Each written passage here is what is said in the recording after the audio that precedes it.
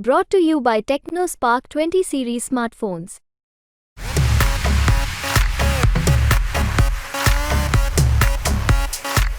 तो क्या समाजवादी पार्टी ने तय कर लिया है कि अब जो है वरुण गांधी अकेले ही चुनाव लड़ेंगे? और साथ ही हम बताएंगे कि आखिर आज समाजवादी पार्टी ने अपने प्रत्याशियों की जो अगली सूची जारी की उसमें कैसे कैसे नाम शामिल हैं और इन नामों के बीच अब उत्तर प्रदेश की राजनीति जो है बिल्कुल अपने गर्म रुख पर पहुंच गई है। जी हां, नमस्कार, मेरा नाम है मोहित कुशवाहा और आप देख रहे हैं यूपी तक। तो आज जो है समाजवादी पार्टी ने अपने प्रत्याशियों की एक और सूची जारी कर दी है। इस सूची की बात करें तो इस सूची में सबसे पहले जो नाम लिखा है वो है संभल लोकसभा सीट से। जी हां, संभल लोकसभा सीट, जहां पर समाजवादी पार्टी ने पहली ही लिस्ट में शफीकुर रहमान बर्क का नाम का ऐलान कर दिया था, लेकिन उनके निधन के बाद अब यहां पर उनके पोते जियाउर रहमान बर्क का नाम जो है समाजवादी पार्टी ने घोषित किया है। इसके साथ ही साथ बागपत की सीट पर समाजवादी पार्टी ने मनोज चौधरी को मैदान में उतारा है। वही बागपत की सीट जहां एनडीए के कोटे से बागपत को आरएलडी के खाते में दिया गया है, यानी कि अब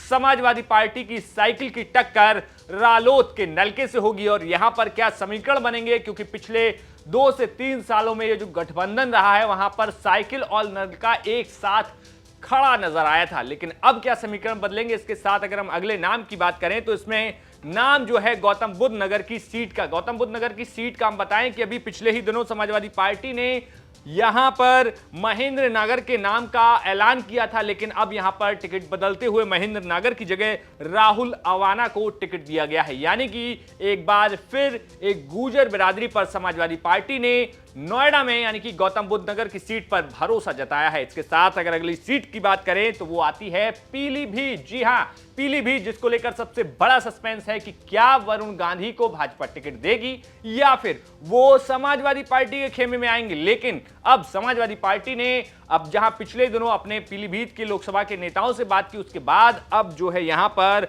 भगवत शरण गंगवार को यहां पर पीलीभीत से मैदान में उतार दिया है। यानी कि वरुण गांधी का अब समाजवादी पार्टी से फिलहाल तक तो टिकट पाना जो है समाप्त ही दिख रहा है, लेकिन आगे क्या होगा ये समीकरण बताएंगे। वहीं अगर अगले सीट की बात करें तो अगली सीट है घोसी की। घोसी में जी हां, राजीव राय को मैदान में उतारा है। आपको बताएं कि घोसी में जो अभी हाल फिलहाल में मऊ घोसी में जहां पर उपचुनाव हुए तमाम सीटों पर, वहां उपचुनाव में राजीव राय ने बेहद ही अहम भूमिका निभाई थी और अखिलेश यादव के साथ लगातार राजीव राय नजर आते रहे। और इस बार जो है राजीव राय को घोसी लोकसभा से समाजवादी पार्टी ने मैदान में उतारा है। और वहीं अगर एक और सीट की बात करें तो मिर्जापुर सीट की बात करें तो मिर्जापुर सीट पर इंडिया अलायंस और समाजवादी पार्टी के घटक दल अपना दल कमेरावादी और सपा की सिंबल पर विधायक पल्लवी पटेल ने अपने अलग प्रत्याशियों का ऐलान करने की बात कह दी है। अपना दल की नेता पल्लवी पटेल का कहना है कि वो फूलपुर, कौशांबी और मिर्जापुर की सीट पर इंडिया अलायंस के बैनर तले प्रत्याशी खड़ा करेंगी, लेकिन जहां एक तरफ इंडिया अलायंस में ही समाजवादी पार्टी ने मिर्जापुर से